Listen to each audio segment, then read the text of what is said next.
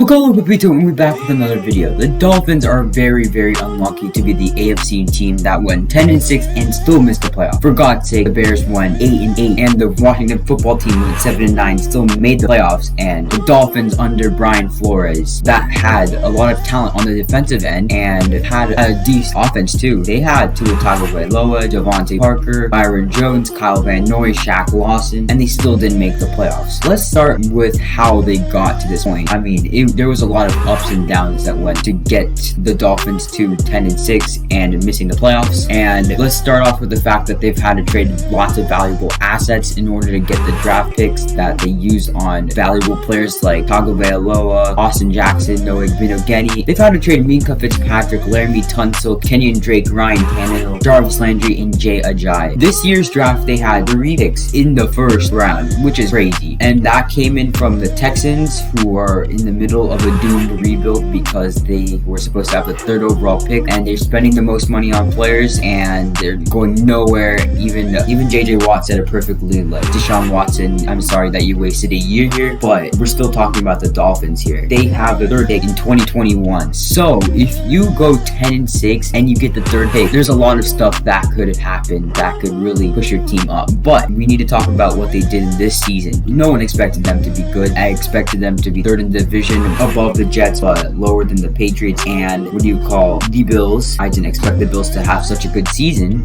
but they acquired pieces like Byron Jones, Shaq Lawson, Kyle Van Noy, Landon Roberts, Eric Flowers, Jordan Howard. Xavier Howard took a step up and became one of the best corners in the league. He had 10 interceptions, which led the league, and he was the first one to have 10 interceptions since Antonio Cromartie in 2007. It's no secret that the defense was the heavy part of the game, and it's what got them to this position, even though they got killed on the final game of the season against Josh Allen. I won't hold it against him. Josh Allen was playing in an MVP form. It's okay, but I still need to say my point that the offense needs to be improved, and they have the number 3 draft pick, which could land them in a lot of options, especially a weapon for Tua Tagovailoa. I recently saw a mock draft that saw me read that the Dolphins should get Zach Wilson, which is lies. You don't want another Josh Rosen situation on your hands, and that would be a terrible situation. My pick is either Devonta Smith or Jamar Chase because they are receivers that will help take pressure off of Mike Gesicki and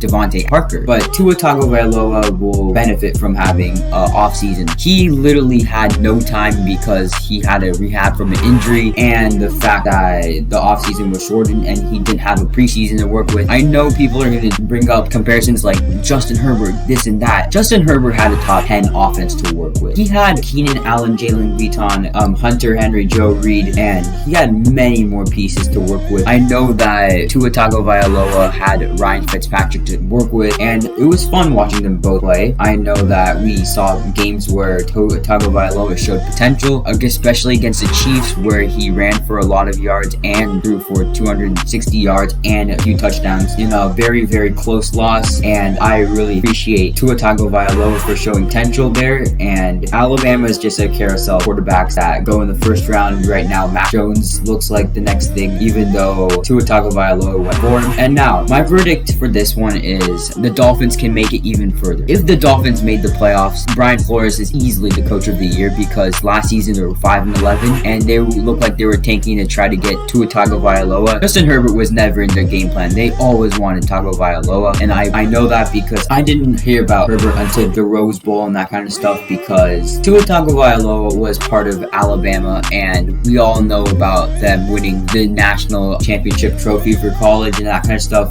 But what I'm trying to say is the Dolphins' birth seemed unlikely then, but it now seems very likely under a coach who knows what he's doing, under a third overall draft pick, which is really useful, especially the fact that they had a major draft capital to work with and their players are very young. If they can really draft a receiver that can take pressure off of Mike Gesicki and Devontae Parker and actually get more receiving production out of all the receivers and maybe a more running depth too, because Myles Gaskin Dolphins is a good running back, don't get it wrong, but he is not my true number one yet. He needs a year or two to develop, but if they can get pieces that will help fix the offense, I see no reason why the Dolphins will make playoffs next year, probably at the Colts' expense. Thanks for watching this video. I feel bad for Dolphins fans who've had to go through this moment, and yeah, it's all part of the sport, man. I mean, the Seattle missed the playoffs a few years back, and I felt terrible, but again, the Dolphins have a future to work with, and that's really good, and Tua Tagovailoa is your future. Don't forget that. I want to hit 50 subs really soon, and it looks like it's possible, so if you can please like, comment, and subscribe, that would be amazing, and I'll see you on to the next video, and peace.